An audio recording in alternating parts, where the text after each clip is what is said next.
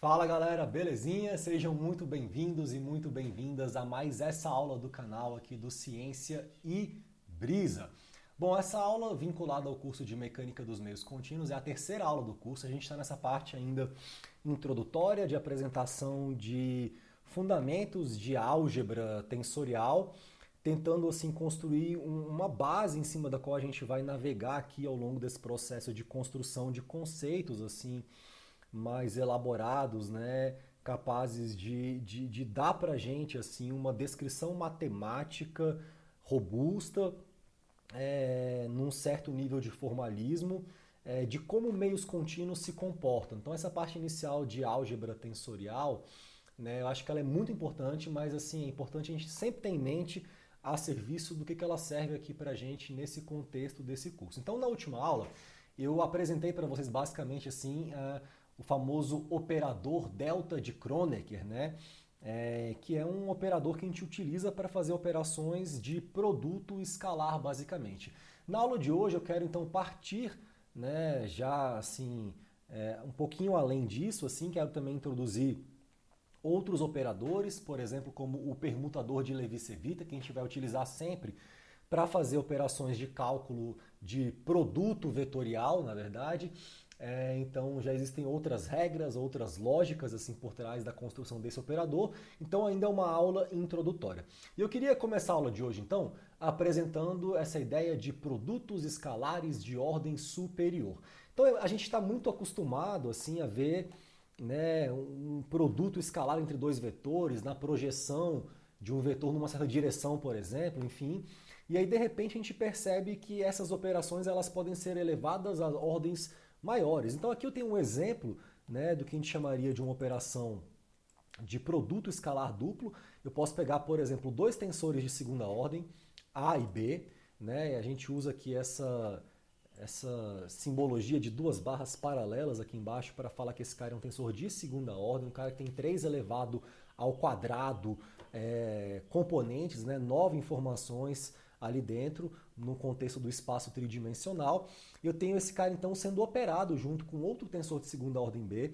A gente ainda vai ver mais para frente assim definições bem mais interessantes sobre o que de fato são tensores de segunda ordem. A gente vai ver que esses caras na verdade são transformações lineares entre espaços vetoriais, mas isso é o assunto para a próxima aula. Mas enfim, até agora no nosso entendimento ainda ingênuo sobre tensores de segunda ordem, temos aqui A dot dot B. Essa operação a gente chama de produto escalar duplo, né? E como é que ela seria feita então em notação inicial, que eu posso dar um zoom um pouco melhor. A gente pegaria aqui o tensor A maiúsculo, né, com subíndice Azinho, Bzinho, e eu gosto sempre de colocar assim os vetores de base meio que juntos, assim, quando eu estou meio que operando entre essas grandezas, tá? Então eu teria lá A é B, não existe uma operação entre esses vetores de base, A é B, é uma simbologia que a gente coloca próximo a esse Azão, subíndice Azinho, Bzinho, para falar que A e B vão ser meio que posições que vão ser ocupadas pelos termos correspondentes Azão, subíndice, Azinho, Bzinho, naquela alocação numérica que você pode organizar em forma matricial e pensar que o primeiro índice é linha, o segundo coluna, então é A linha e é B coluna, né? A e B variam de 1 a 3 de acordo com a convenção de faixa ali da notação inicial. Esse cara então pode ser representado por uma matriz 3 por 3 no nosso contexto, já que é de segunda ordem. Quando eu opero em cima desse tensor B, uma sugestão, né, uma recomendação para a execução de operações desse tipo é você sempre colocar os vetores de base junto, na ordem que eles aparecem, e você vai atribuindo então letras diferentes assim para cada índice que vai surgindo, na ordem que isso vai surgindo, e depois você faz as operações devidas entre os vetores de base, porque esse procedimento ele vai já dar origem, como a gente vai ver aqui mais para frente, aos deltas de Kronecker, né? Então aqui a gente tem o primeiro com o primeiro, o segundo com o segundo, então fica EA escalar EC, você observe isso aparecendo aqui nesse termo. Deixa eu pegar minha canetinha, que aí fica mais fácil a gente sublinhar. Então aqui, essa operação EA escalar EC, ela vai aparecer aqui, e aqui o segundo com o segundo, EB escalar ED, vai aparecer aqui. Esses caras a gente vai transformá-los aqui em deltas de Kronecker, né? Então, o que é esse cara aqui, ele vai virar esse maluco aqui. Vamos pôr aqui, tá bom? E esse aqui vai virar esse daqui, temos uma relação de correspondência, assim, né, nessa ordem de fazer as operações. E no final, então, delta AC, o que é A vira C, eu vou chamar, então, manter o A. Então, o primeiro índice aqui do tensor B, né, que é o Bzão subíndice Czinho Dzinho, esse Czinho de subíndice do tensor B, ele vai virar A, porque tem um delta AC, o que é A vira C, o que é C vira A. O mesmo vale para delta BD, de tal sorte, então, que a gente vai ter Azão subíndice Azinho Bzinho, Bzão subíndice Azinho Bzinho, que eu posso chamar de AIJ, BIJ. Quando você olha assim para uma coisa desse tipo, em notação indicial, e percebe que o primeiro índice do A é igual ao primeiro do Bzão, e o segundo do A é igual ao segundo Bzão, ou seja, os dois índices que aparecem no tensor A são iguais aos dois índices que aparecem no tensor B. Não tem nenhum índice que não se repita aqui. Então esse cara, né, tem 0 índices livres, assim. É tudo índice mudo. Então esse cara, na verdade, é um tensor de ordem 0, ou seja, é um escalar. O produto escalar duplo entre dois tensores de segunda ordem é, então, um escalar. É um escalar contendo 9 componentes que se somam para dar o número. Então esse cara seria Azão 1, Bzão 1, mais Azão 2, Bzão 2, mais Azão 3, Bzão 3.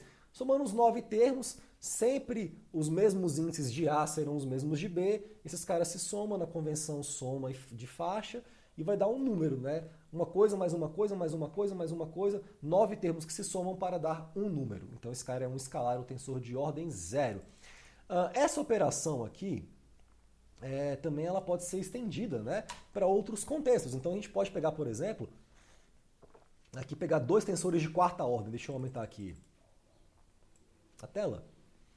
Posso ter, por exemplo, Azão, aí 4 barrinhas embaixo, dot, dot, dot, dot, 4 pontinhos, né, um produto escalar aqui quádruplo, e eu posso ter essa operação entre esses dois caras. Né? Se eu faço isso usando essa distributiva entre os vetores de base para aparecer os deltas de crônica e tal, no final das contas, eu vou ter assim, Azão subíndice IJKL, Bzão subíndice IJKL.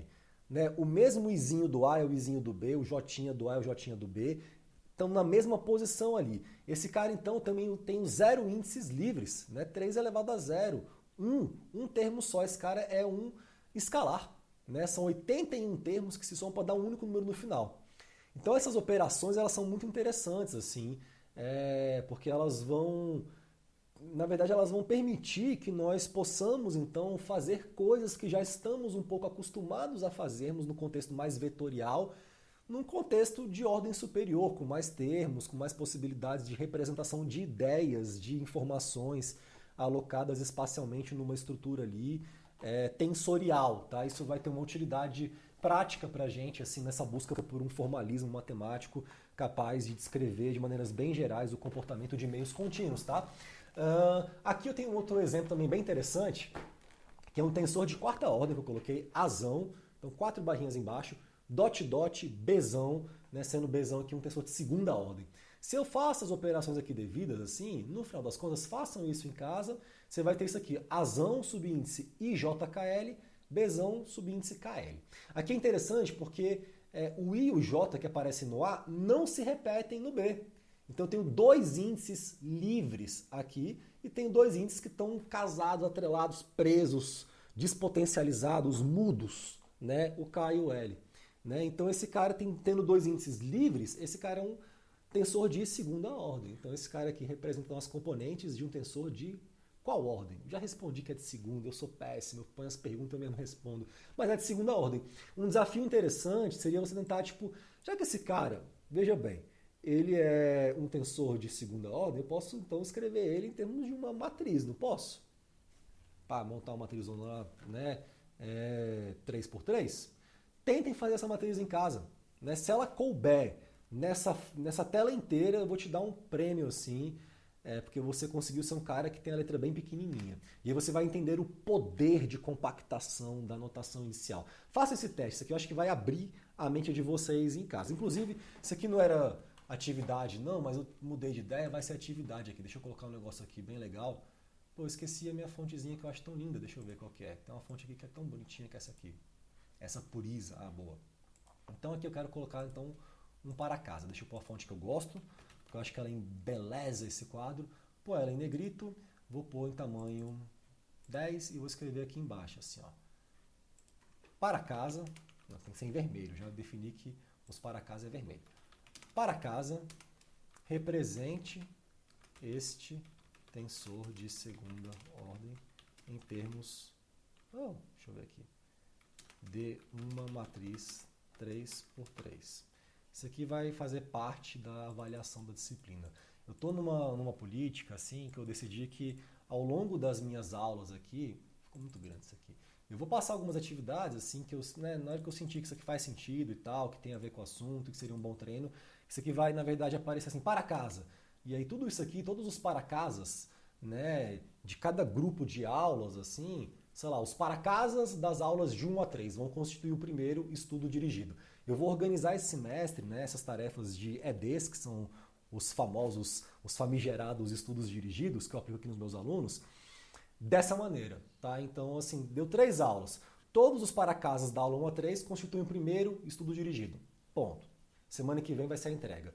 E a gente vai, então, fazendo isso, porque fica um negócio mais dinâmico, né, em que, naturalmente, a gente vai construindo estudos direcionados dentro do contexto das aulas que vão complementando o aprendizado do aluno e ele então vem aqui para uma exposição de ideias, assuntos, conteúdo, mas assim, vão ter pequenas questões que eu não vou assim ficar abrindo tudo eu aqui os termos. Então assim, para casa você faça isso aqui e vê o que dê. E aí você mesmo vai fazendo e assim, isso vai complementando o seu nível de contato mesmo com a disciplina, acho que é legal. Então para casa, represente esse tensor de segunda ordem em termos de uma matriz 3×3. Como assim? Eu quero que você ponha lá A11, K, A1121, B12, sei lá, no primeiro termo daquela matriz. Sacou? Então eu quero que você ponha isso em notação simbólica, em termos de A e B, e com os 1, 2, 3 embaixo bonitinho, né, nesses índices aí, para representar esse tensor de segunda ordem. Muito interessante. E aí você, né, se conseguir fazer no LaTeX, latecar isso para uma matrizona, vai ficar legal pra caramba, assim, tá? Então, isso aqui é tarefinha de casa, é o para casa. Pois bem, você poderia falar assim, tá, mas então para que isso serve, né, esses tensores? Isso usa, professor? Isso aí não é uma loucura, uma coisa muito abstrata, né? Eu vou fazer um produto escalar duplo, onde que isso aparece? Então, isso aqui é um exemplo de um artigo muito interessante do Dallery, do Scriven, dos anos 60, que eu já falei sobre esse artigo, assim, se não me engano, na primeira aula, assim, quando eu estava falando sobre algumas ideias do que realmente representa o meio contínuo. E aqui é um artigo interessante, em que depois eu até vou ler aqui um pouquinho agora, assim, dessa introdução com vocês e colocar alguns pontos filosoficamente aqui bem interessantes, mas eu queria mostrar, antes disso, essa questão da aplicação do produto escalar duplo, assim, já num contexto de pesquisa. Então aqui repare, eu vou pegar aqui um pouco mais para frente, né, em que ele está fazendo algumas considerações a respeito de balanço de momento angular. Então, o título do artigo, né, tem essa palavra General Consideration of Angular Momentum. Momento angular tem a ver com coisa que gira, né?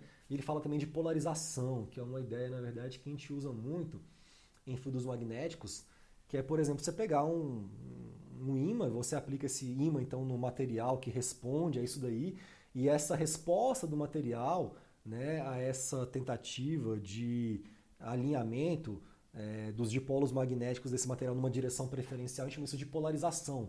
É como se fosse uma resposta de uma microestrutura que tem a ver com coisas que giram numa direção em função de um distúrbio ali considerado. Enfim, é um artigo que ele fala sobre coisas que giram, tá? Vamos pôr assim de maneira bem assim ainda ingênua, para dar só esse exemplo da questão do dot-dot. E aqui ele coloca então logo no começo, você vai ver isso aparecendo, bem no comecinho, aqui mesmo. Você percebe que assim tem um pseudo-vetor de tensões, que a gente chama de A, então esse cara é um vetor, e que ele na verdade é dado por um produto escalar duplo entre esse carinha aqui, esse E, que na verdade é um tensor de terceira ordem nesse contexto. A gente vai ver esse cara, quem ele é. Ele tem a ver inclusive com o assunto da aula de hoje, tem a ver com o permutador de Levi-Cevita, e a gente está falando de coisas que giram aqui, então eu acho legal que sempre que eu vou dando aqui alguns exemplos, às vezes para poder conectar ideias que aparecem e pega um artigo como esse, que é um artigo muito rico em termos de densidade, de informação, assim, a gente acaba sendo inspirado, assim, né, por essa conexão de ideias que ao longo desse curso aqui, a minha ideia é que você, a cada aula, vá adquirindo um sentimento novo dessa coisa muito bonita, misteriosa, abstrata, precisa, formal, rigorosa e geral, que é a mecânica dos meios contínuos. Mas enfim, aqui então eu tenho um produto escalar duplo entre um tensor epsilon de terceira ordem e esse T aqui é um tensor de segunda ordem, né? Ordinary Stress Dialectic. É interessante essa construção aqui, e o que a gente vai ver mais para frente é que se eu pego um tensor de terceira ordem, que é o epsilon, e faço um dot-dot, um produto escalar duplo com um tensor de segunda ordem, isso vai dar um vetor. E é um vetor muito especial, que a gente chama de pseudovetor. Né? A gente vai ver mais para frente que esse cara aqui aparece sempre que eu estou lidando com tensores não simétricos. Então existem princípios muito interessantes que a gente vai ver mais para frente nesse curso, de mecanismos físicos que tem a ver com coisas que giram e que quebram possíveis simetrias matemáticas na distribuição de tensões internas de um material. Isso é uma coisa que você constata fazendo um balanço de momento angular na escala ali próxima do contínuo, aplicando leis fundamentais da mecânica clássica, mas num formalismo já da mecânica dos meios contínuos. Então, na verdade, esses exemplos todos, assim, que eu vou dando aqui na parte inicial, vou falar de data de Kronecker, relevista evita, produto escalar simples, duplo, eles vão aparecer com muita frequência quando a gente tiver já nesse processo de construção, assim, de ideias mais elaboradas e de formas mais precisas e gerais de descrever o que acontece quando o meio contínuo se movimenta. Eu queria, assim, antes de continuar a aula, já que a gente está aqui falando sobre esse artigo, assim, ler um pouquinho da introdução desse paper para vocês, porque eu acho assim que ela aponta assim para uma série de questões muito interessantes que a gente vai ver aqui ao longo desse curso, tá? Então, assim, eu não vou também ficar aqui naquela pressa de ter que falar de álgebra tensorial e vetorial, porque faz parte da ementa. Cara, assim, eu tenho uma ementa, eu tenho, né, uma direção que eu quero apontar, mas eu não vou ficar me apressando aqui, assim, porque tem que acabar isso aqui rápido, não. Assim, a gente vai tentando dar profundidade sempre que a gente vê, que a gente vislumbrar aqui alguma oportunidade de fazer isso, tá? Então vamos lá, queria ler então rapidamente aqui essa introdução para vocês também terem uma noção um pouco melhor sobre essa mecânica dos meios contínuos, do que se trata mesmo. Então, olha que interessante, ele fala o seguinte, os problemas centrais na dedução de uma descrição contínua do comportamento de materiais reais parecem ser esses. Então ele começa a introdução do artigo apontando alguns problemas, né, assim, comuns aí dessa tentativa de uma descrição contínua do comportamento de materiais reais. A primeira delas é o seguinte: traduzir os princípios básicos de física elementar numa linguagem do contínuo. Né? Então aqui ele já fala o seguinte, que existe uma questão de linguagem em que a gente tem princípios de física básica. Eu falei muito sobre isso na primeira aula. Assim, você tem aquela física newtoniana que a gente aprende e tal, ela é muito aplicável a elementos discretos, assim. Então é um bloquinho de massa m, é aquela coisa muito bem definida. Quando a gente está num contexto, por exemplo, de mecânica dos fluidos, em que a gente percebe que, assim, os padrões de movimento, de comportamento desses objetos reais parecem ter uma complexidade maior e um senso de continuidade temporal diferente, né? E aí a gente começa a ter um pouco de dificuldade de definir o que é a fronteira de um fluido em relação ao outro. A gente tem que ter um approach, uma linguagem diferente para lidar com isso. Né? Aquela segunda lei de Newton, como você aprende no segundo grau, que somatório de força é igual a massa vezes aceleração, isso é muito grosseiro, assim, quando a gente quer aplicar isso à mecânica dos meios contínuos, né? Porque a massa de quem? Né? Qual que é a fronteira que separa o que é corpo do que não é corpo, se é tudo meio contínuo, como que o contínuo se movimenta? Então a coisa exige uma linguagem nova. E aí ele fala que a chave aqui, ela reside na escolha do sistema, ou seja, na distinção clara do que é sistema e do que é vizinhança, classificando as possíveis interações dos dois e imaginando essas interações em termos de campos intermediários. Então, existe uma massa de fluido aqui que vai se movimentar, né, na forma de um escoamento, e essa massa, assim, ela entra então num tubo, ela sai aqui, tem uma geometria bem definida do que é o tubo, mas ali dentro, onde começa e termina, pedaços menores, subcontínuos, discretos, de partículas fundamentais, é muito difícil, assim. A quantidade de informações de átomos, de moléculas, de estruturas complexas ali é gigantesca, são muitas interações, então essa imagem, essa abstração desse objeto hipotético do contínuo, aonde começa, aonde termina, isso já é difícil. Então, beleza, eu vou definir que tem, sei lá, uma vizinhança, que de repente é meu tubo, né? E esse tubo vai estar ali, então, contendo um fluido que está ali dentro se movimentando. E aí as interações do que é sistema e do que é vizinhança vão vir na forma de condições de contorno. Mas condições de contorno para quais equações? Então eu vou ter que ter sistemas de equações diferenciais para tentar descrever isso em termos de campos intermediários. Então é o campo de velocidade, é o campo de pressão, porque é difícil de separar o que é fronteira nesse contexto contínuo. Depois ele aponta uma segunda questão que é assim, representar propriedades macroscópicas que se originam na estrutura interna de unidades subcontínuas. Por exemplo, em termos de configurações moleculares e mudanças de configuração. Então aqui já é uma questão também interessante, assim, ou seja, as propriedades macroscópicas que eu vou utilizar para descrever isso daqui, a viscosidade desse material, o módulo de Young, a pressão mesmo num ponto, né, tudo isso tem origem em questões internas da estrutura, né, em questões moleculares. Então, como é que a gente vai representar essas propriedades, sabendo que elas se originam disso, e interpretar a origem dessa resposta que eu estou vendo? É uma preocupação importante da mecânica dos meios contínuos, a busca de modelos não da mecânica dos meios contínuos, mas assim, isso é um problema que ela demanda um nível de acoplamento. Quem traz isso muito é a reologia, mas que é basicamente o seguinte: como é que eu vou construir modelos para entender comportamentos internos subcontínuos e que sejam refletidos no entendimento claro dessas propriedades macroscópicas que vão estar associadas a essa dinâmica interna. Em outras palavras, eu tenho, por exemplo, a água que está aqui dentro. Essa água tem uma condutividade térmica. Eu meço isso, tem uma unidade, é watt por metro Kelvin. Agora, essa condutividade térmica ela vai ser maior ou menor se eu esquentar a água, se eu pressurizar a água, se eu misturar isso aqui com sal de repente. Então, vão ter coisas que eu posso fazer aqui com esse elemento, ou condições diferentes nas quais ele pode se apresentar, que vão alterar esses valores lidos de condutividade térmica. O que está acontecendo com a microestrutura aqui dentro, com as moléculas, com os átomos, quando eu aumento a pressão ou diminuo a temperatura, para que isso reflita, sei lá, numa alteração num sentido ou em outro dessa propriedade. Isso é uma preocupação que a gente trabalha, que existe muita pesquisa em cima disso, né? Dinâmica molecular de não equilíbrio. Então, como é que você liga o micro ao macro? Essa é uma preocupação importante, e entender a origem, né, na escala micro daquele comportamento macro.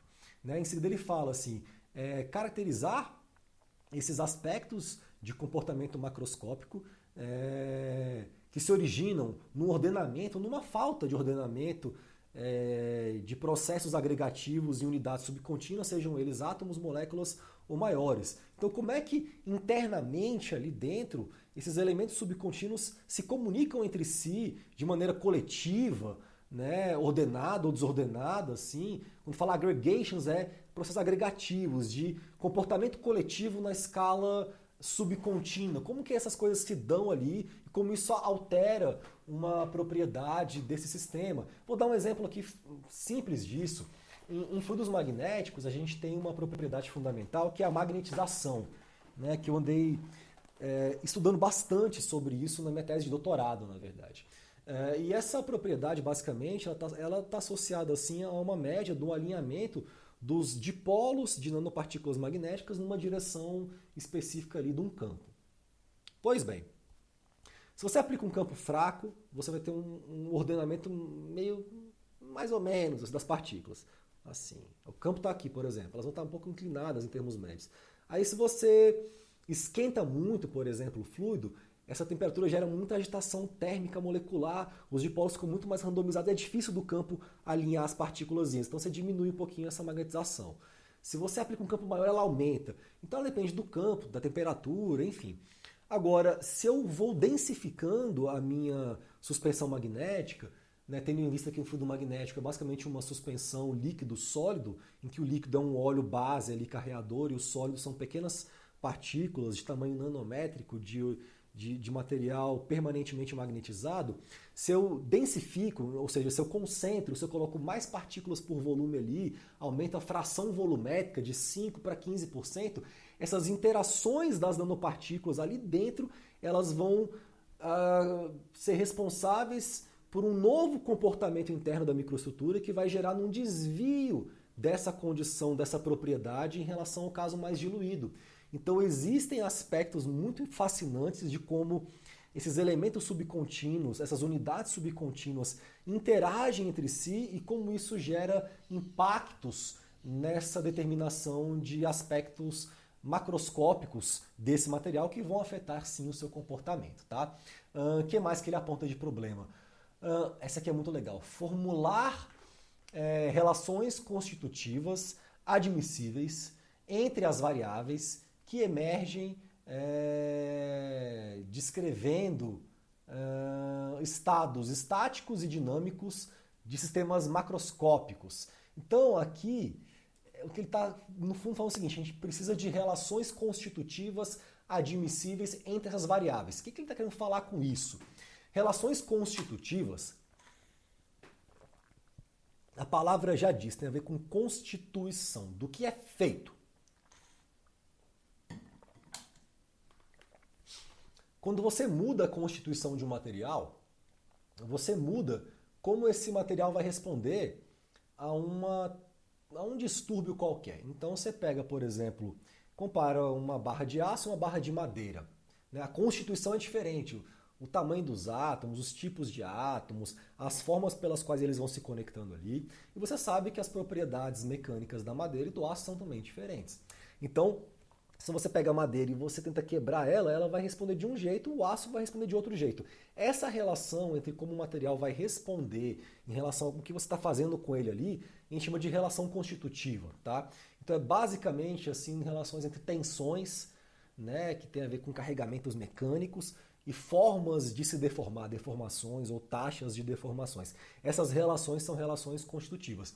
Esse é um problema também importante para a mecânica dos meios contínuos. Derivar relações constitutivas, enfim. E finalmente ele fala, que essas relações elas têm que bater com dados experimentais, ou também podem ser oriundas de cálculos estatísticos, mas enfim, muitas vezes você pode ter que fazer calibrações de coeficientes aqui para poder ajustar empiricamente assim essas relações, tensões, deformações. Então tem um nível assim da mecânica dos meios contínuos, que é principalmente nessa parte da formulação de proposições de equações constitutivas, em que a gente vai estar ainda talvez assim passível de algum tipo de abordagem experimental, empírica, de calibração de coeficientes, mas assim, a gente evita o máximo possível isso na hora de tentar propor um formalismo assim, matemático, rigoroso, dentro desse contexto da mecânica dos meios contínuos. Tá? Pois bem, então só para dar aqui exemplos que envolvem esse produto escalar duplo. Na aula de hoje eu quero ir um pouco além, eu quero falar então também sobre produto vetorial, que é uma operação muito comum, que a gente vai fazer com alguma frequência aqui nesse curso e que está associada a esse permutador de Levi-Civita, esse cara que era truta aí do Einstein, que o Einstein na verdade teve que ler bastante desse cara para poder aprender um pouco de álgebra tensorial aí, pelo menos o mínimo que ele precisava para poder generalizar a sua teoria da relatividade. Então aqui eu quero apresentar esse cara em termos de uma definição bem simples, isso aqui a gente já deve ter visto já várias vezes na vida, que é a seguinte, se A, então aqui A, negrito, é um vetor com componente A1, A2, A3, e B também um vetor com componente B1, B2, B3, então tem esses dois caras. Então o produto vetorial, que eu poderia representar em termos de A, negrito, esse X, assim, né, que é o barra times lá do LaTeX. B, tem também alguns livros que põem A e um chapéuzinho assim, B. Então, se você vê um chapéuzinho ou xizinho, esses caras podem estar representando a mesma coisa aqui, tá? Então, esse produto vetorial, ele vai ser dado pela seguinte expressão.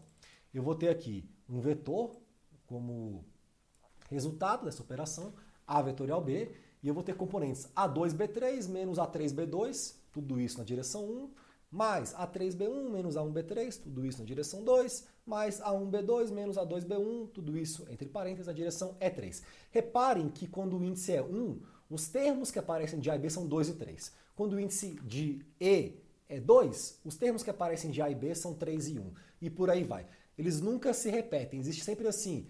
A direção daquele cara vai envolver componentes das outras duas direções. Existe um perpendicularismo, assim, quase que uma intuição de um possível perpendicularismo nessas relações aí, né? E você aprendeu a fazer isso daqui já, eu imagino, no segundo grau, sei lá, com essa forma mnemônica. Mnemônica, eu não sei como é que escreve essa palavra, assim, eu tenho uma certa dificuldade. Deixa eu só conferir aqui, para não passar vergonha. É mnemônica que escreve? Então tá certíssimo aqui, mnemônica, porque eu acho que eu escrevi lá embaixo errado com 2 M's. Enfim, essa forma mnemônica que vem de memória, de forma... você propõe uma forma fácil de você memorizar como fazer isso, tá? Então isso aqui é um recurso mnemônico de construir esse cara em termos de um determinante, né? Você pega aqui, então, monta uma matriz, né, 3x3, a primeira linha vão ser os vetores de base, E1, E2, E3, a segunda A1, A2, A3, a terceira B1, B2, B3, tira isso aqui, o determinante, então você teria na direção E1, aí você vai fazer esse termo aqui nessa ordem cruzada, pega aqui um azulzinho, vai ser esse cara vezes esse, menos esse cara vezes esse, a direção é 1. Então a gente pode até fazer um negócio mais legal, circular aqui, então é 1 foi isso. A gente põe agora verde, não, um azulzinho claro. O azulzinho claro, a gente vai ter na direção é 2, aí troca um pouquinho a ordem, vai ser A3, opa, perdão, isso aqui está totalmente errado, era para ser um negócio, vai ser então na direção é 2. Você vai excluir a segunda linha, fazer A3B1 menos A1B3. Então esses caras aqui vão estar associados à direção do produto vetorial na direção E2. E aí finalmente você pode pegar o rosinha aqui, você vai pegar aqui a linhazinha, na direção E3 é tudo aquilo que não está na coluna de 3.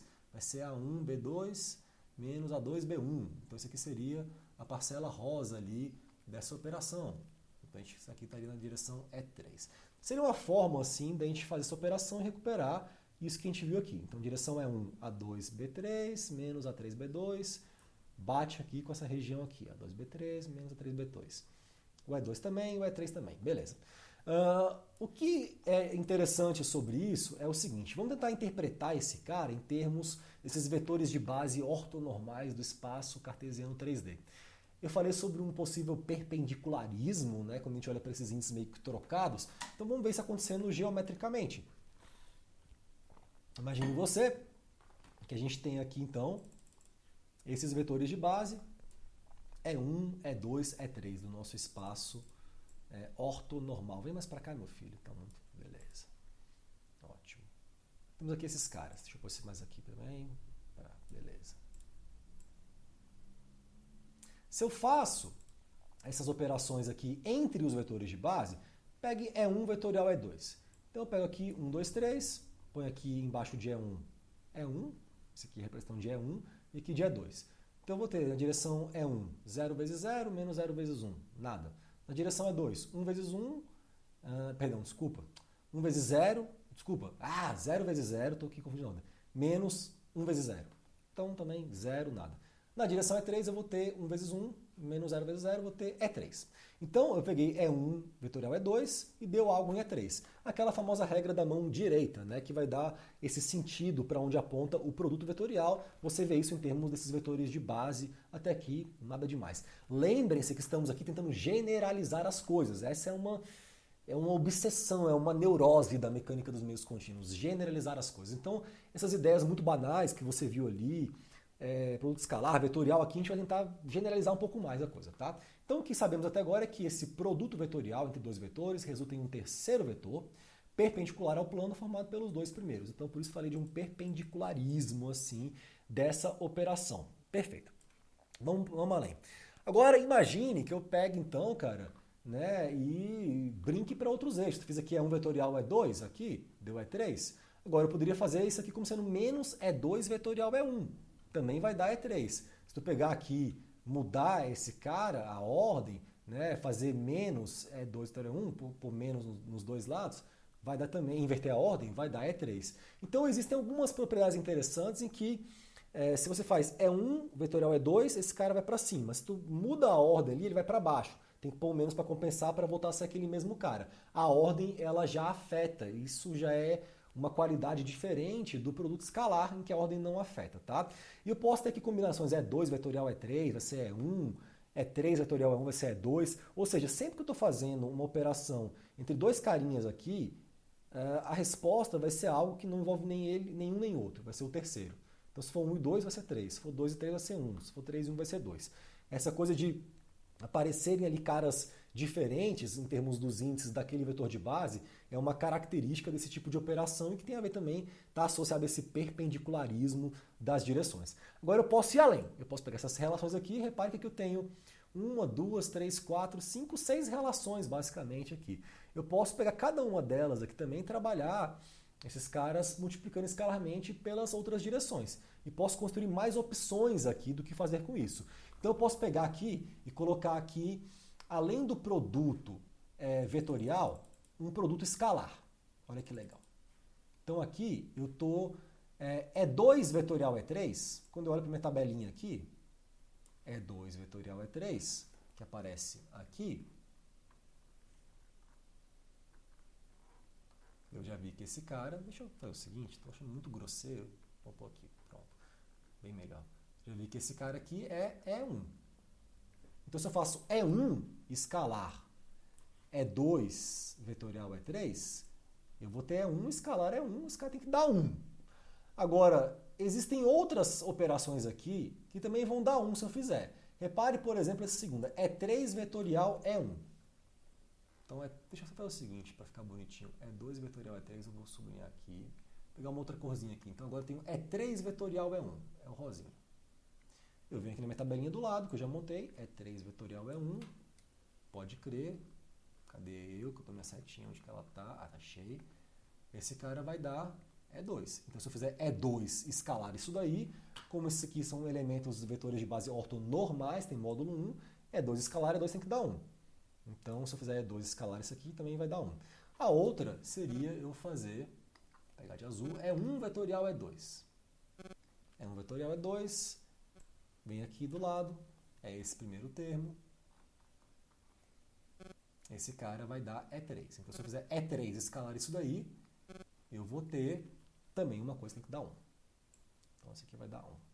Agora, lembrem-se que também, para cada linha aqui de duas ordens assim, eu poderia ter o correspondente negativo trocando aqui a ordem desses caras. Quando era 1, 2, vira 2, 1, por exemplo. Essa troca tem que mudar o sinal. Então eu teria várias operações também ali, que eu não vou aqui repetir, que vão dar menos 1, por exemplo, na direção. São essas três que estão aqui. Então tem 3 operações que dariam 1, 3 que dariam menos 1. Agora, uma coisa interessante é o seguinte. Se eu começar a repetir os índices, repare que aqui eu tenho então 3 vetores de base. Agora eu estou incorporando uma operação de produto misto.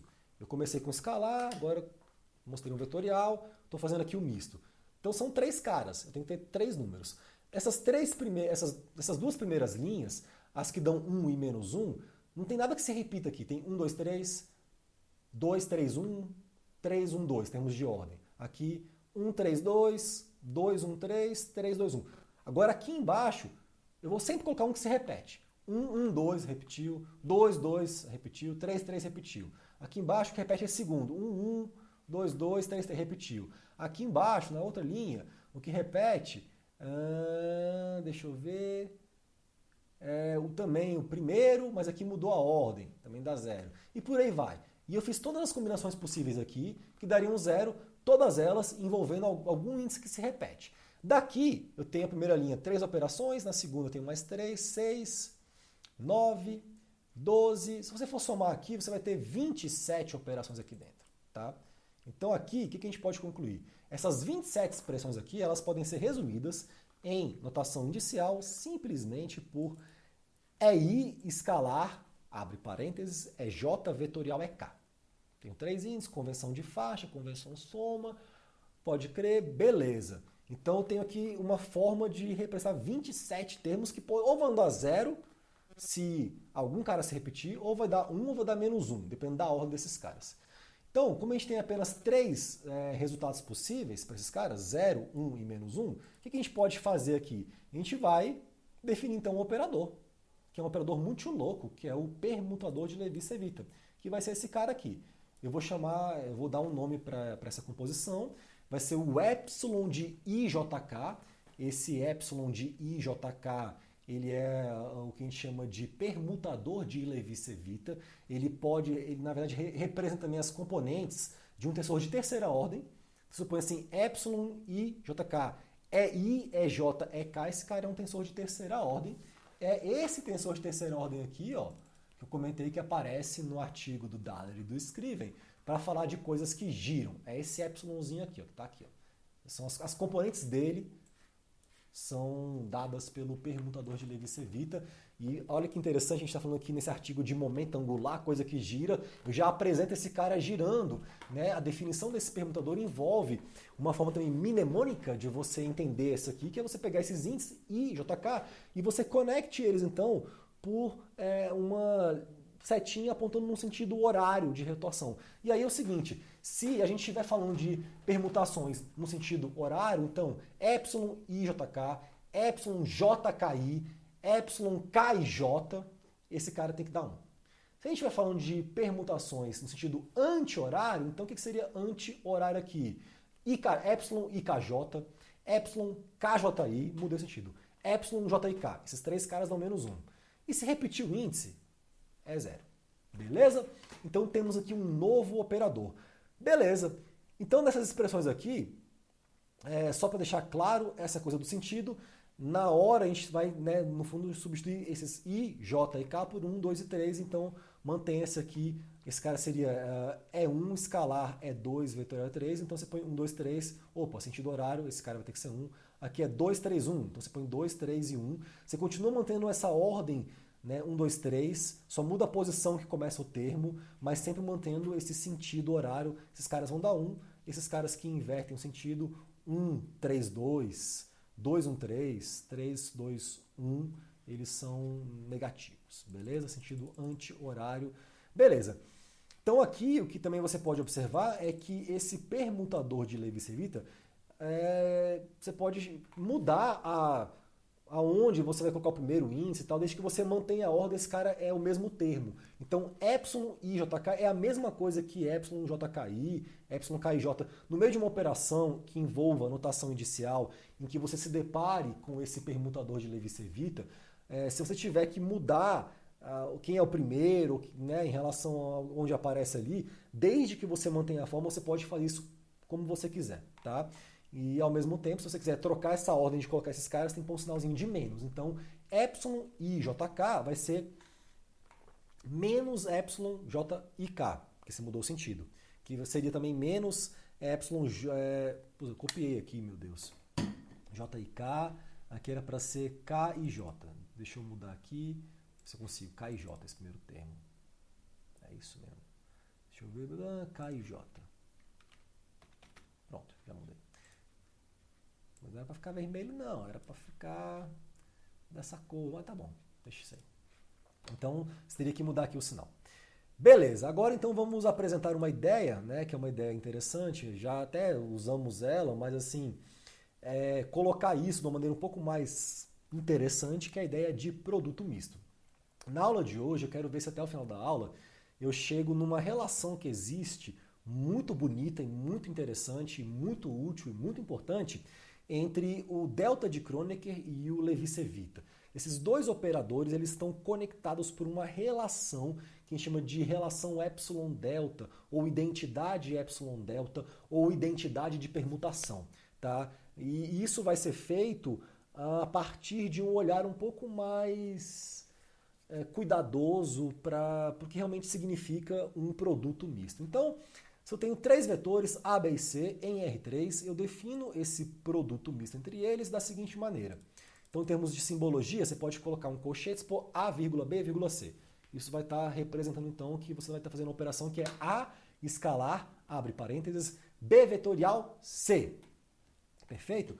Esse cara, depois você pode até provar que esse cara é o volume de um paralelogramo, de um paralelepípedo, na verdade, né? Tridimensional formado pela junção desses vetores todos, assim. Então tem uma questão geométrica ali bem interessante. Esse A escalar B vetorial C, você poderia também falar, ele vai ser igual a vetorial B escalar C. Isso já é uma identidade, tá? Eu estou falando que é igual. E aí já vem o segundo para casa da aula de hoje, olha que legal. Então, para casa, isso vai fazer parte do primeiro estudo dirigido, demonstra a identidade em 2, que é essa daqui, utilizando notação indicial. Quero que tu use delta de Kronecker e Levi-Cevita para demonstrar isso daí já. De cara, beleza? É o nosso segundo para casa. Então, assumindo que isso daí é verdade, e para casa você vai demonstrar, eu quero então apresentar para vocês uma identidade que eu acho fascinante, uma relação muito legal. Repara agora, daqui para frente tem vários para casa, tá? Que é essa identidade de permutação ou identidade epsilon delta, que é uma relação que vai conectar esses dois operadores. E eu acho muito bonito, muito legal. Inclusive, acho elegante a dedução dessa identidade e vou aqui então mostrar para vocês. Repare o seguinte, se você fizer aqui o determinante dessa matriz, porque A1, A2, A3, B1, B2, B3, C1, C2, C3, bonitinho, pá. Esse cara vai ser o produto misto também de A, B e C. Tá? Isso aqui é outra coisa também que você pode observar. Então, para casa, prove essa igualdade, ou seja, prove que esse determinante é igual a isso daqui. Beleza? Abra isso daqui, né? Ou seja, faça esse A escalar B vetorial C sem calcular um determinante como esse, mas fazendo o seguinte, você vai montar o determinante daquela forma mnemônica de fazer produto vetorial. Então faz B vetorial C primeiro, vê quem vai dar. Depois você faz A escalar isso e mostre que isso vai ser igual a esses termos e que esses termos também serão iguais ao determinante dessa forma de representação. Aí você vai ter já provado também que você pode escrever ou calcular o produto misto em termos de um determinante. Agora, isso que está aqui vale para A, B e C genérico, perfeito? Eu também poderia escrever esse A1, A2, A3, B1, B2, B3, C1, C2, C3 da seguinte maneira. Pegando aqui dentro, então A1 é A escalar é 1. Estou projetando na direção é 1 o vetor A, vai pegar a componente A1. A2 é A escalar é 2 e por aí vai. Então eu posso usar os vetores de base, olha que chique, nesse determinante, que vai me dar esse produto misto entre A, B e C dessa maneira, nessa forma de 4. Essa forma de 4 ficou engraçado. Nessa forma da equação 4. Então aqui eu tenho A escalar é 1, A escalar é 2, A escalar é 3, B escalar, enfim, tudo bonitinho. Agora a gente sabe que o permutador de Levi-Cevita, epsilon e jk, ele é um produto misto dos vetores de base. É I, escalar é J, vetorial é K. E que essa equação 4 vale para A, B e C arbitrários, ou seja, essa ideia de que um produto misto entre três vetores arbitrários pode ser dado em termos de um determinante, você provando isso aqui em cima, né, em casa, abrindo direitinho e tal, já vai ter provado, isso vale para qualquer tipo de vetor A, né? Então, e se eu pegar, então, em vez de chamar de A, B e C, chamar o A de EI, o B de EJ e o C de EK. Então, A é EI, B é EJ, C é EK. Eu vou ter, então, que o epsilon de IJK, agora, em vez de A, B e C, é EI, EJ e EK, é esse produto misto, esses caras são iguais, já vimos isso, né, aqui na definição desse permutador. Então, onde tem A, B e C, vai ficar EI, EJ e EK. Olha que coisa muito louca. Aqui vai aparecer um monte de produto escalar entre Ezinho I, Ezinho 1, Ezinho I, Ezinho 2, Ezinho J, Ezinho 3, Ezinho K, Ezinho 2. Então, I e JK vão ser índices desses vetores de base e 1, 2 e 3 também. Então, vão aparecer vários deltas de Kronecker. Mas não de duas letras ou de dois números, mas de letras e números. Vai ficar, então, aqui um determinante de delta I1, delta I2, delta I3, delta J1 e por aí vai. Beleza? Então, aí vem um pulo do gato que eu acho assim muito interessante. Repare o seguinte. Epsilon 1, 2, 3 é 1. Sentido horário, 1, 2, 3. Então eu posso pegar 1 e multiplicar aquela equação anterior que eu tenho, que é essa daqui, ó, essa equação que me fala que epsilon i jk é igual a esse determinante, e posso multiplicar os dois lados por 1. Mas em vez de multiplicar por 1 diretão, eu vou pôr esse 1 em termos do epsilon. Vai ser epsilon 1, 2, 3. Então eu vou multiplicar assim, ó. Vou escrever dessa forma a equação. Epsilon i jk, aqui embaixo, epsilon 1, 2, 3. Multipliquei por 1. E do lado de lá, multipliquei por 1. Não mudou nada, não. Continua sendo esse determinante. Pode crer? É legal aqui o fato de que os operadores, eles são democráticos. Eles não estão aí se você é uma letra, se você é um número, se você é uma estrelinha, um símbolo de coração. É operação simbólica isso. Então, pôr aqui 1, 2, 3, e poderia, em vez de ser 1, 2, você poderia ser PQR. E aqui dentro também seria PQR. Então, por que não fazer isso? Chamando 1, 2, 3 de PQR, eu vou ter epsilon jk, epsilon PQR igual a essa matriz. Só um segundinho, chegou um negócio aqui em casa, eu tenho que parar minha aula. Já vai! Ai, tive que ir lá buscar o freezer que tinha chegado, assim, essa vida de você ser professor / síndico da própria casa, enfim, faz parte, galera. Aqui a gente estava nesse ponto, assim, então, de perceber que, na verdade, tanto faz ser 1, 2, 3 ou PQR, né? Existe uma democracia com relação à questão dos índices que a gente pode usar, da simbologia que a gente pode utilizar nos índices desses operadores, tá? Então aqui eu tenho assim essa operação, esse produto entre dois permutadores de Levi-Civita, e esse cara vai estar associado a uma determinante cheia de deltas de Kronecker. Então vem aqui o próximo para casa. Para casa você vai partir dessa equação 6, eu quero que você mostre o seguinte, que se eu coloco no lugar aqui de P como primeiro índice do segundo permutador a letra I, né? E faço então epsilon i jk, epsilon i qr, e esse cara vai ser igual ao produto delta jq, delta kr menos delta jr, delta kq.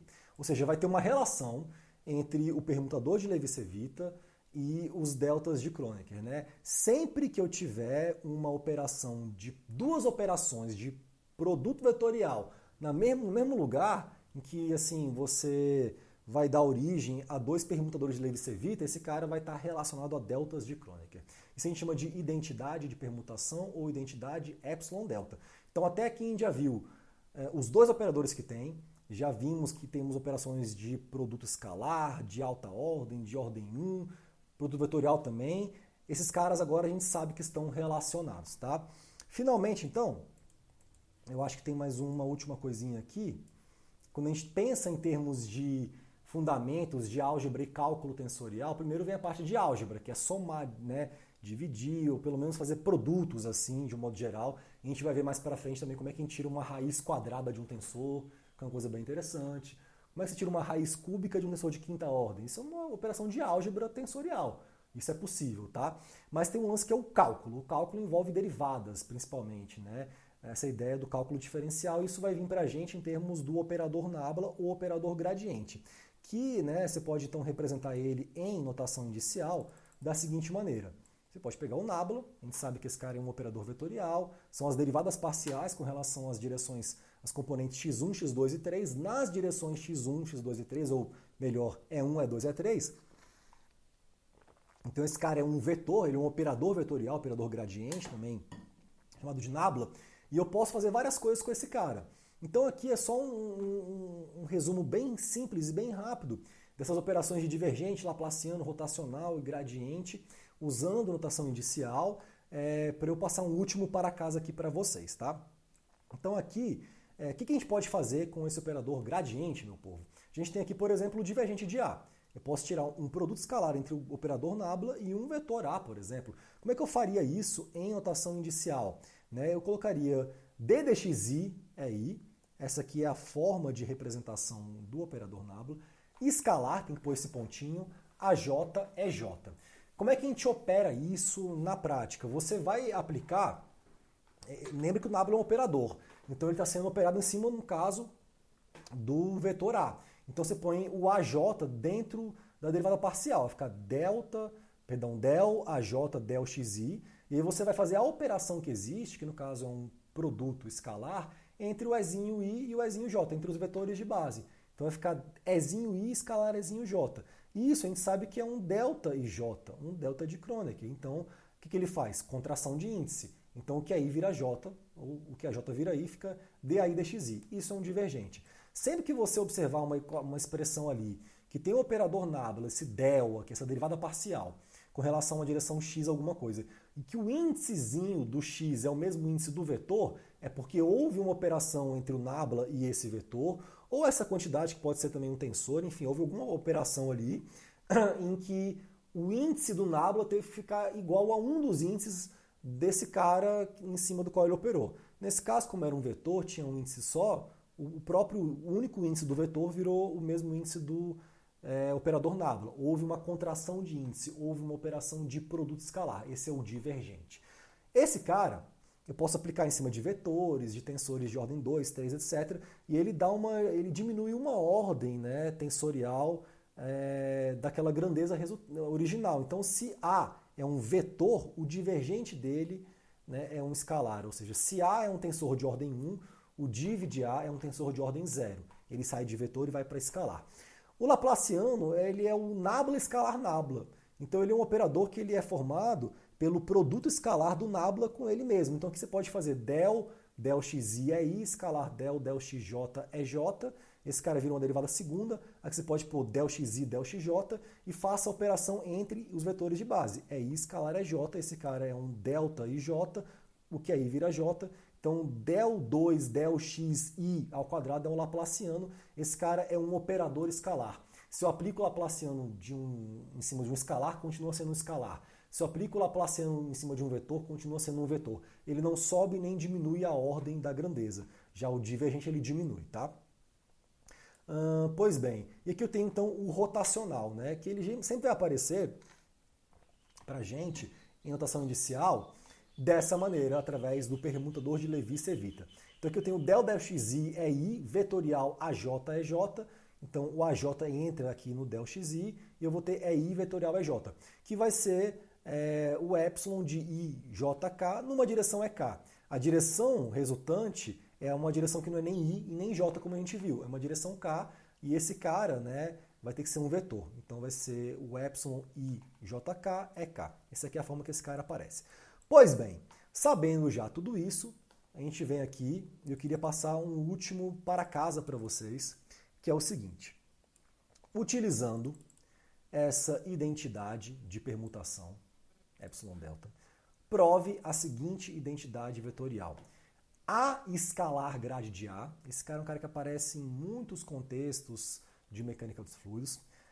Esse cara é igual ao gradiente de, abre parênteses, A escalar A sobre 2, então vai ter um escalar aqui dentro, menos A vetorial hot de A. Tá? Então essa aqui é uma identidade vetorial que a gente usa bastante em McFlu, em eletromagnetismo, né, em fluidos magnéticos, e que ela é demonstrável a partir da relação epsilon delta. Fica como tarefinha de casa para vocês, e a gente então combina assim que, né, tudo até agora que foi aqui passado como para casa, isso vai incorporar então o nosso primeiro estudo dirigido para ser entregue semana que vem. Tá? Espero que tenham apreciado a aula, né, que tenham aprendido alguma coisa nova, que tenham gostado do assunto, e a gente se vê numa próxima aula do canal. Até semana que vem, galera. Um beijo no coração de vocês.